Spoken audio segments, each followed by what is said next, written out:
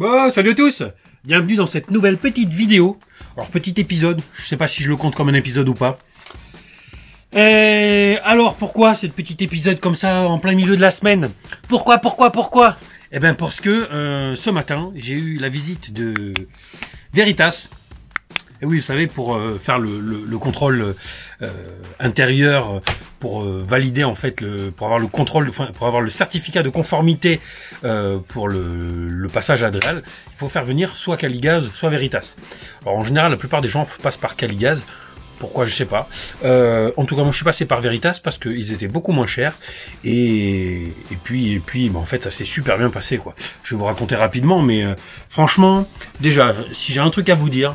Avant d'avoir le contrôle Caligaz ou Veritas, ne flippez pas. Moi, depuis hier soir, j'étais un peu en mode un peu stressé, quoi, hein, normal. Hein. Mais en fait, il faut pas quoi. C'est dire les gars, c'est pas des méchants contrôleurs qui sont là pour vous foutre la misère, quoi. Ils viennent simplement contrôler des éléments de sécurité. Et si vous faites un véhicule vous-même, ben la sécurité, ça doit être un point important. Hein. Donc voilà. Donc concrètement.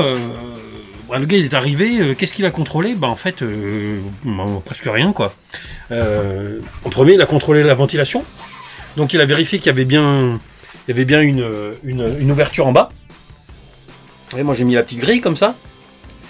Donc il m'a dit elle fait combien la grille? Donc j'avais l'étiquette moi de l'emballage. Il y avait écrit 50 cm². C'est ça, oui, 50 cm². C'est ça ou pas? Enfin bref. Et après il a contrôlé, il m'a dit où est-ce que sont les aérations hautes.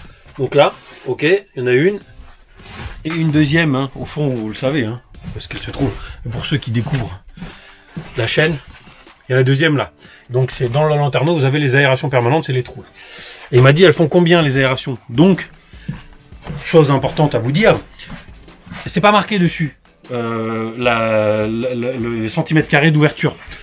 Donc, soit vous gardez l'emballage sur la boîte, souvent c'est écrit, et moi pas de bol sur les miens, c'est les Fiamma Vent, c'est pas écrit sur la boîte, l'ouverture permanente. Donc je suis simplement allé sur le site du fabricant, hein, Fiamma, et j'ai imprimé la page du catalogue qui indique voilà la ventilation. Donc lanterneau, Fiamma Vent, 80 cm², voilà. Par lanterneau, donc il y en a deux, ça fait 160. Et donc il m'a dit bon c'est parfait, ok, impeccable. Donc ça c'est validé. Et après il a regardé les sorties de secours, les issues de secours. Bon vite fait hein, mais il a rien noté spécialement. Il y avait une porte en fait, la porte d'origine à l'avant, et il a regardé la porte d'origine à l'arrière. Et puis voilà, c'était tout. Alors normalement, donc moi j'ai pas eu le contrôle du gaz puisque comme je vous ai expliqué dans la dernière vidéo, j'ai mis l'électrique. Mais si vous avez le gaz, il va contrôler en plus le gaz, quoi. Donc il va contrôler que la gazinière elle est qu'elle est aux normes, hein, que les brûleurs soient fixes et surtout que le circuit de gaz il fuit pas. Donc il va venir avec une petite bombe, avec un petit spray, il va venir foutre un petit coup de spray sur tous les raccords de gaz. Il va vérifier s'il y a un détendeur 30 millibars, il va vérifier si, enfin voilà, il va vérifier que le gaz soit aux normes. Mais si vous n'avez pas de gaz, il n'y a pas de problème, quoi. Enfin, il n'y a pas de problème, ça va très très vite, quoi. On a rempli les papiers, j'ai signé, puis voilà. Et puis j'ai mon certificat de conformité. Donc un truc important, ce que vous pouvez faire pour les aérations, pour que ça aille plus vite, vous imprimez les papiers, ou vous gardez l'emballage avec les lanterneaux, les grilles, etc. Alors il y en a peut-être qu'on notait là, qu'on enregistrait, j'ai dit j'ai 50 cm² d'ouverture en bas, et 80 plus 80 en haut, donc 160 en haut. Il y en a qui vont me dire, mais dans les normes, la grille, elle indique que minimum en bas pour un véhicule de plus de 20 m², minimum en bas c'est 50 cm² et en haut c'est 200 cm². Oui, mais ça c'est pour les véhicules qui ont du gaz. Vous vous souvenez, je vais vous le faire afficher là, juste là.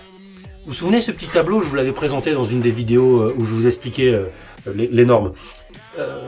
En fait ça, ces indications, c'est ces ouvertures en fait, hein, c'est uniquement si vous avez du gaz dans le véhicule.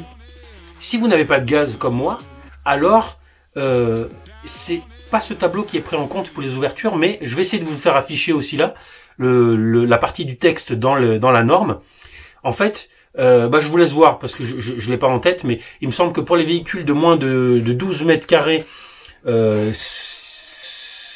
je vous laisse voir je ferai peut-être une voix off, mais j'ai plus en tête. Enfin bref, en tout cas pour moi, pour le car, sans gaz, du coup, ça me donne en minimum en ouverture en bas, c'est 10 cm², donc c'est que dalle, et en haut, c'est 75 cm². Donc vous voyez, en fait, j'ai une ouverture d'entrée d'air 5 fois plus grande et une ouverture pour la sortie d'air 2 fois plus grande.